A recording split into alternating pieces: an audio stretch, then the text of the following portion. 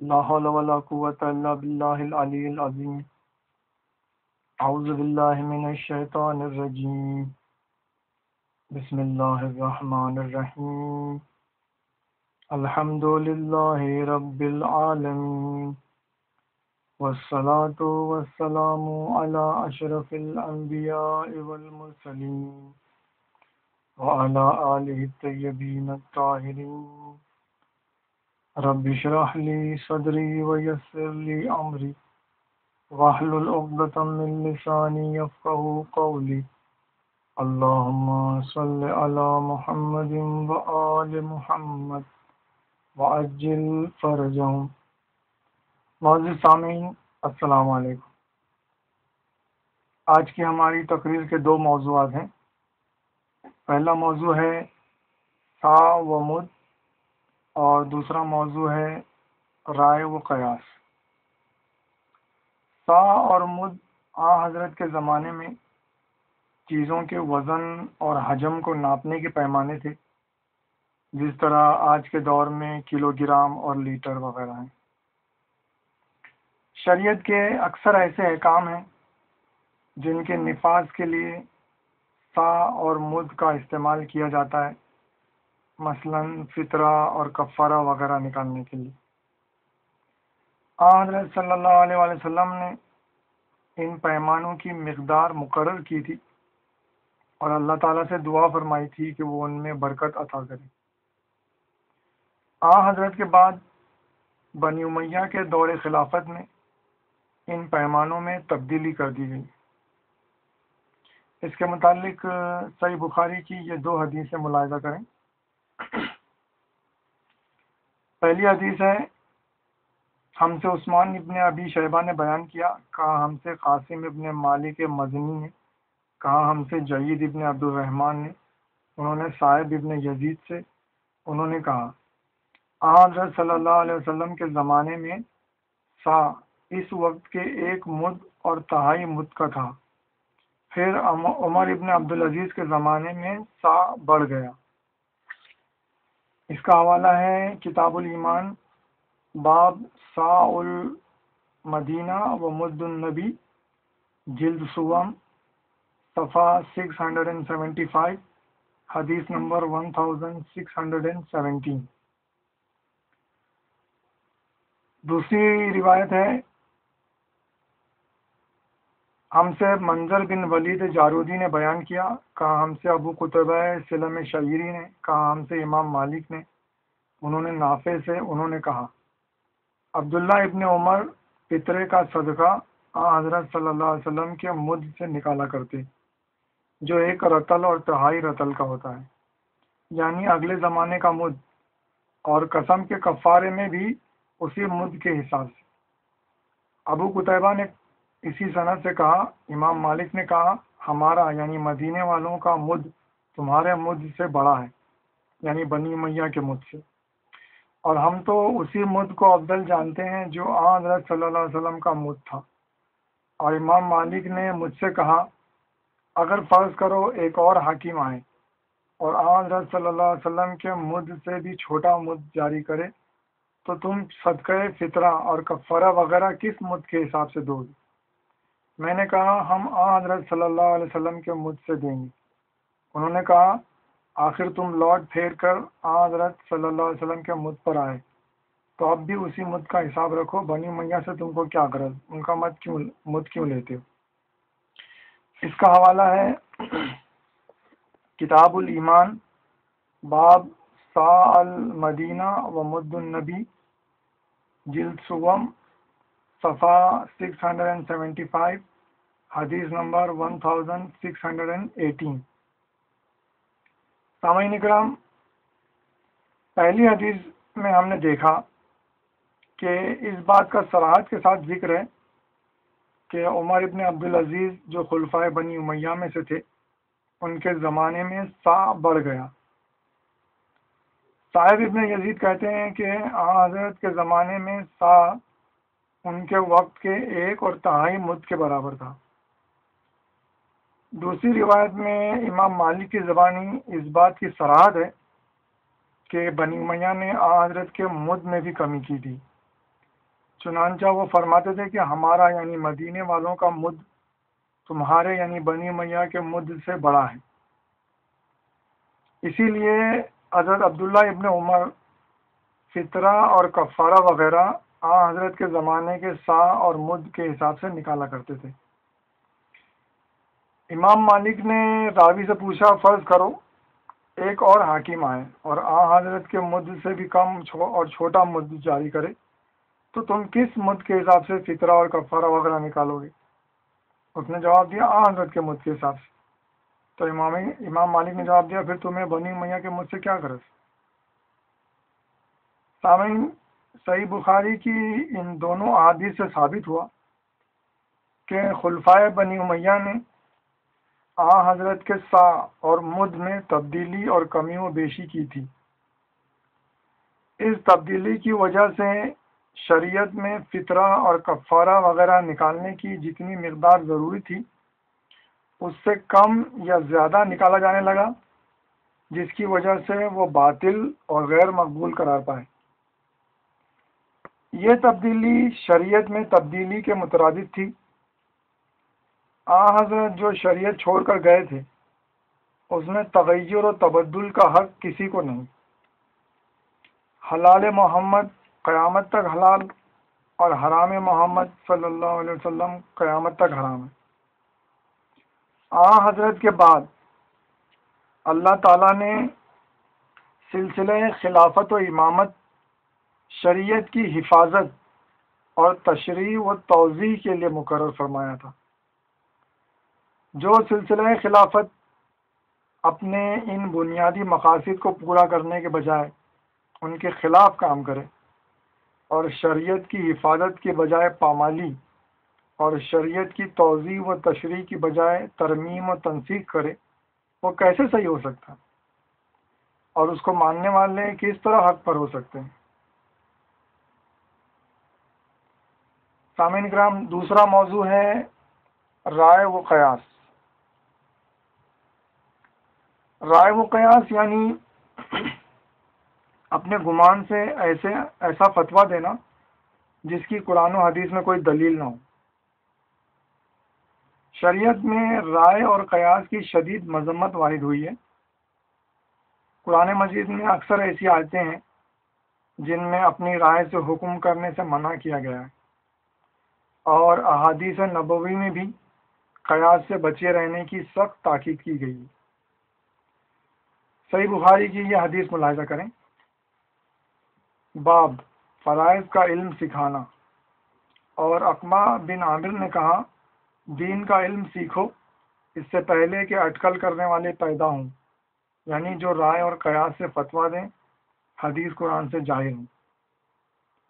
ہم سے موسیٰ ابن اسماعیل نے بیان کیا، کہا ہم سے وحید ابن خالد نے، کہا ہم سے عبداللہ ابن طاؤس نے، انہوں نے اپنے والد سے، انہوں نے ابو ہریرہ سے، انہوں نے کہا حضرت صلی اللہ علیہ وسلم نے فرمایا، تم گمان سے بچے رہو، یعنی جس کی دلیل نہ ہو، کیونکہ گمان نہایت جھوٹی بات ہے، اور ٹوہ نہ لگاؤ، جاسوسی نہ کرو، آپس میں بیر نہ رکھو، ایک دوسرے کو پیٹھ نہ دکھاؤ ترک ملاقات کر کے، بلکہ بھائی بھائی اللہ کے بندے بن کر رہو۔